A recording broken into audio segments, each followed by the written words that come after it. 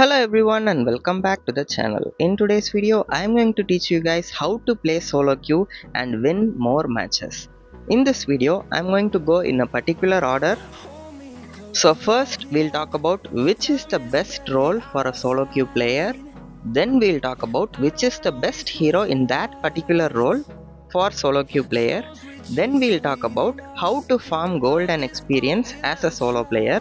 Then we'll talk about when your hero that you have chosen is going to be the strongest in game, early game, mid game or late game, and what equipment does your hero need to become strong. And then we'll talk about how to set up fights as a solo player, and ultimately we'll end up talking about how to win more matches as a solo player. Okay, so this is everything that I'm going to cover in this video, and if you enjoy videos like this, please make sure to hit the like button and subscribe to the channel to show your support. I've been getting a lot of recent subscribers and I'm so thankful for that. Welcome everyone to the channel, and yeah, let's get right into the video. Okay, so first let's talk about how the different roles in the game are played. So clash laners are warriors, and these people usually stick to their own lane and they fight against an enemy warrior and they try to kill that enemy and then push the tower. And them joining a team fight is pretty rare. They don't usually join team fights. They are most of spending their time as a split pusher or fighting the enemy laner. Next we have mid laners who are in the middle of the map and they are mages, and they will be able to rotate to the bottom lane or the top lane, which is the farm lane or the clash lane, whenever they want, and can help out your team, and are very good in team fights because of how much damage output they provide and crowd control. Then we have farm laners who stick to the bottom lane most of the time. They don't really rotate until it's late game. After they have enough gold, they will start rotating with their team. Until then they will only be in that lane, but they will deal a lot of damage in the late game but very little damage in the mid and early game. Okay, they lack crowd control, but they compensate for that by providing more damage. Then we have junglers who will be all over the map. So they will start from the blue side and end up in the red side. They can go to the top lane, they can go to the mid lane, they can go to the bottom lane, they can go to the enemy jungle. They can basically do whatever they want, and they are not supposed to be in one lane. They don't have one lane to take care of, and so we can eliminate clash lane and farm lane from solo carry, because these heroes have to take care of their lane and they have to stick to one lane and they rarely ever rotate. So even worse is farm lane. Clash lane is at least sometimes you join fights, but farm lane, that's where fights happen and you don't really rotate anywhere, and there you have heroes that are very weak and they can be easily killed by the assassins if not for proper support from your team. So for a solo player, the worst lane to play is the farm lane. Next is clash lane. Now roaming. So the thing with roaming is you are not even going to consider playing this as a solo player. So I told you farm lane is the worst and clash lane is slightly better, but don't even think about playing roaming. So that is why I didn't say it's the worst. You should never consider playing support as a solo player, because what are you going to do? Who are you going to support? If your team is bad and you're a solo player, what is the use of you playing a support, right? So don't even consider supports. Next best is mid lane. So I would say mid lane is the second best role for solo carry, because they are in the middle of the map and they can go left or right whenever they want and support your team, and they deal significant amount of damage in the early game, very good damage in the mid game, and very high damage in the late game. So they are relevant across the entire duration of the match. And yeah, they have good crowd control and stuns. Okay, and they have good dashes. Most of the mages can escape from an assassin on their own. Best role for solo carry is definitely going to be the junglers, because junglers can be present anywhere in the map. They have to jungle, so which means they'll be going from top lane, mid lane and bottom lane while clearing the jungle, and they can fight wherever they want. They don't have the duty of sticking to one lane and being responsible for it, so they are not responsible to protect one lane. So they can roam wherever they want and not worry about them losing their tower like other roles. And in this lane we have heroes that are very strong in the mid game and in the early game, which means that you will be able to provide a lot of utility because you have good damage. You can also go wherever you want, which means that this is the best role for a solo carry player. Okay, so finally we have concluded that the jungling is the best role for a solo player. Okay, so now that we have decided that the jungling role is the best role to carry, let us decide which hero is the best in the list of junglers. So as you can see, we have a lot of jungle heroes, but we are going to be judging the heroes based on a few criteria. The hero that can solo carry should be able to rotate very fast, so their movement speed should be very fast. They should have a lot of dashes. They should be able to go around the map faster than other heroes in order to out rotate the enemies and farm much faster.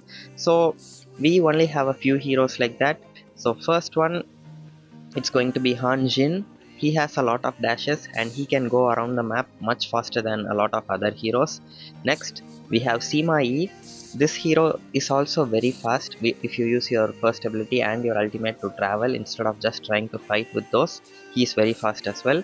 Then we have Nokororo, very solid hero. She can travel around the map very fast and collect a lot of gold from other lanes. Then uh, do we have anyone else? I think that's okay. Yeah, how can I forget? Okay, so the fourth one is Cyrus. So Cyrus can literally fly over walls, which means he is the fastest hero in the team. So once he hits level 4, after that you can just go anywhere you want. No wall is going to stop you. You don't need dashes to dodge walls. And yeah, he is very good at solo farming. Okay, so these are the 4 heroes that I'm going to select. So Hanjin, Sima Yi, Nakoruru, and Cyrus. Okay, so these 4 are the heroes that have passed the criteria of having good mobility. Now let's talk about the second criteria, that is being able to fight one on one, like being able to hold their own against a lot of other heroes in 1v1. So while you're rotating to different lanes, you will find yourself in a lot of 1v1 situation. You might not find yourself in team fights, but you have to fight a lot of 1v1, and we need a hero who can fight against enemies in 1v1, especially enemy warriors, their slayer laners, that is their clash laners, and win. So Hanjin might be good, but he needs a lot of gold in order to be able to 1v1 an enemy warrior.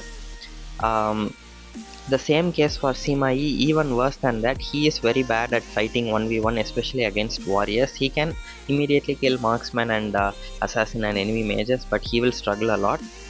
And also Cyrus can be pretty good at it, but at the end he is still second. But the best right now among all the 4 is Nokororo. She deals percentage damage with her first ability, if you guys didn't know that. So she can hold her own against a lot of enemy warriors as well, and when she has even slightly more gold than the enemy, she can always win 1v1 if it's not the late game. So early game and mid game she will win 1v1 against most of the warriors, which means that she has qualified in our second criteria.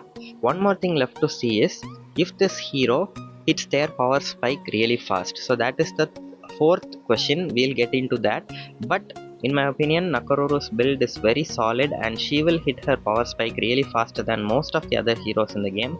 Let us see. So yeah, this is the build that I use for her, and her power spike comes when she gets Siege Breaker. It starts when she gets Axe of Torment, but she becomes very strong after she gets Siege Breaker, and after that the other two are going to even add up more to her power spike. Okay, and yeah, overall we have decided that the best hero right now for jungling for a solo player is Nokororo. Again guys, this is my personal opinion, but it is my absolute opinion, and I believe this is the best hero right now for you guys to carry in solo queue especially. And most of you guys might have got this hero for free from the 7-day login for beginners. Like if you just install the game, she is the reward in the 3rd day login, and she is very strong. You are underestimating her.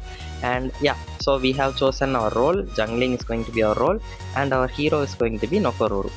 Now let's talk about farming. So for that we'll go here and open the map.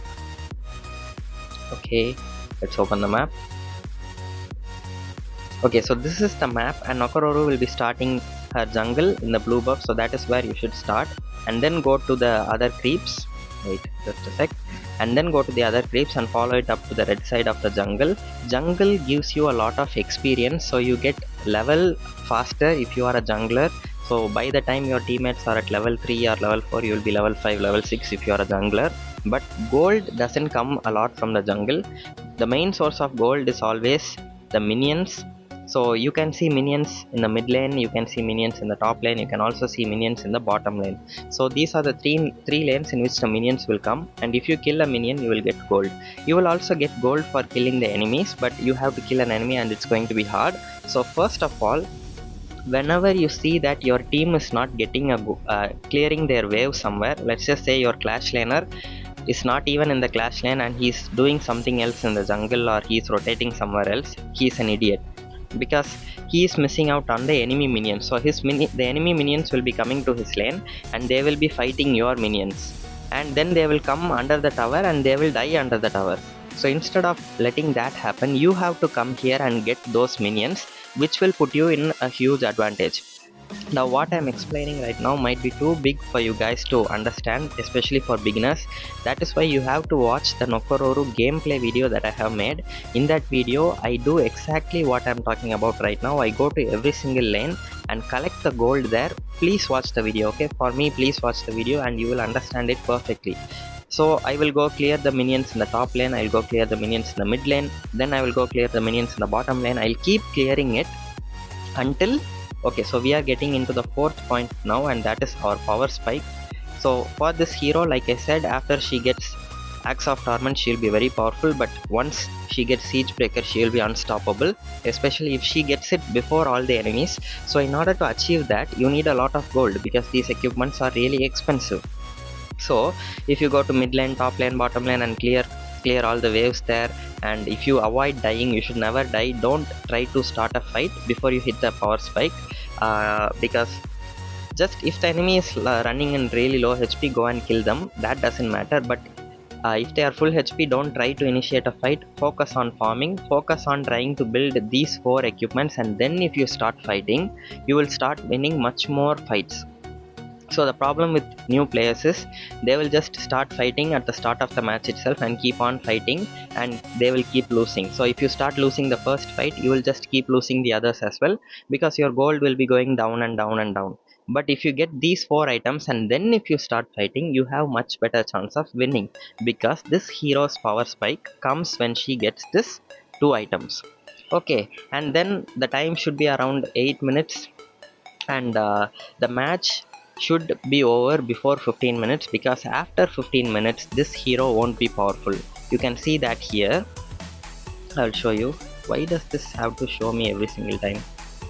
Okay, so the phases of the match: the early game, the mid game, the late game, and 20 minutes. So late game starts from 10 minutes and lasts all the way to 19 minutes, and in 20 minutes it's the final showdown. And you don't want to be a solo player in final showdown, because in final showdown you will not be able to solo carry. Just forget the concept of solo carry if you let the match go up to 20 minutes. You have to end the match before 15 minutes, that is between late game and final showdown. So between these two time periods, you have to end the match with Nokororu if you are a solo player, because if it goes beyond that, you have no advantage. So I talked about how you go to different lanes and collect all the gold and build your items, right? But look at this. So we can only build 6 equipments on a hero, right? So you will build 6 equipments in like 12 minutes or something, and in 15 minutes, 16 minutes, the enemies will also build all the equipments. Then, which it means that you don't have any advantage over them, right? So as long as you have a gold lead, you have an advantage and you can just kill all the enemies in 1v1. But if you let the game go too far, they will also have enough gold. Slowly they'll be farming, even though they are not fast as you in farming. They will farm eventually and build fully. If they are fully built, you and them are equal. You don't have any advantage over them. So if you let the game reach that point, you will start losing after that.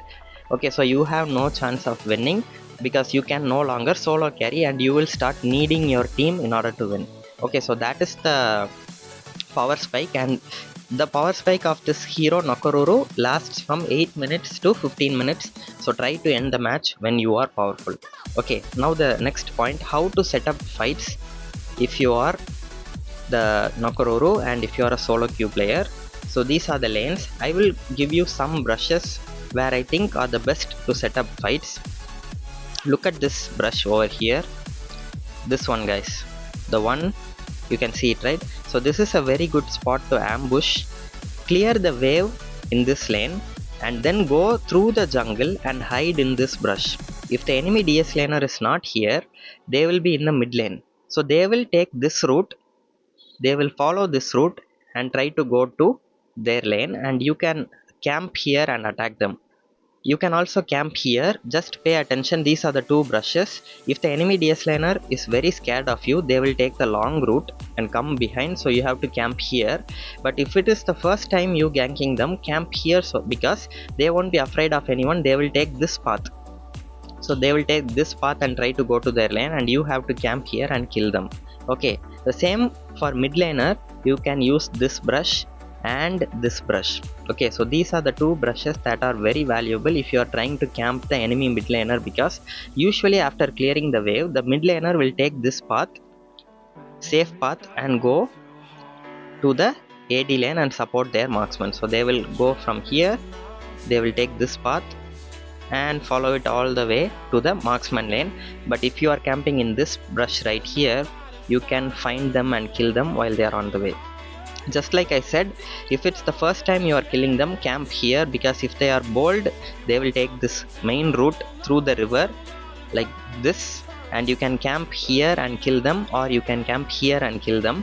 But if you kill them 1 or 2 times, they will not walk this way, so they will try to take the longer route, so you camp here at that time. Okay, so these are the camping sites, and never try to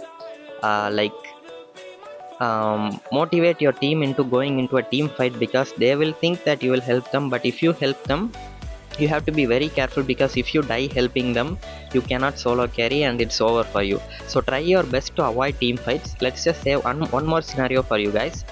The whole everyone is fighting in the bottom lane. Okay, enemy marksman, your support, every single one is fighting here, and they are trying to push your tower.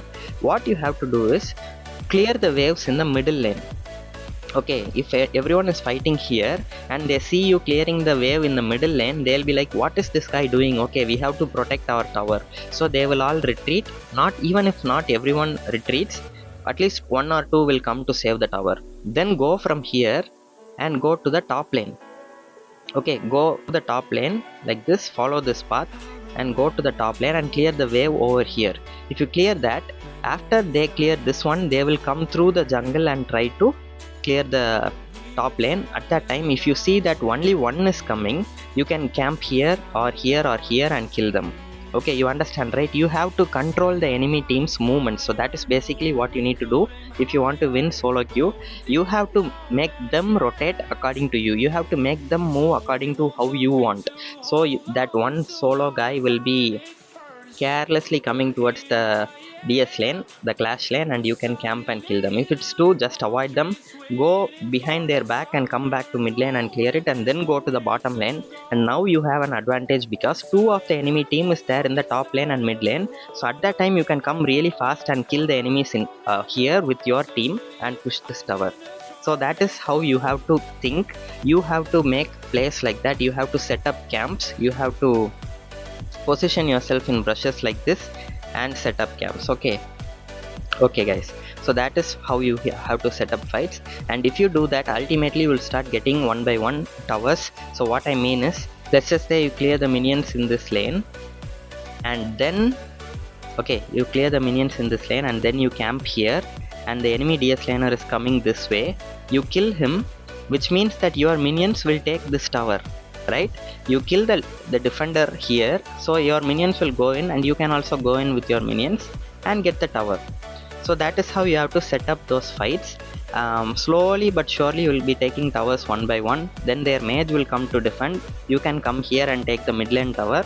So that is why we needed a hero that can travel very fast. Okay, so this is how you have to set up fights, and if you keep doing that, between 8 minutes and 15 minutes you will be able to end the match, especially if you are playing a hero like Nakoruru.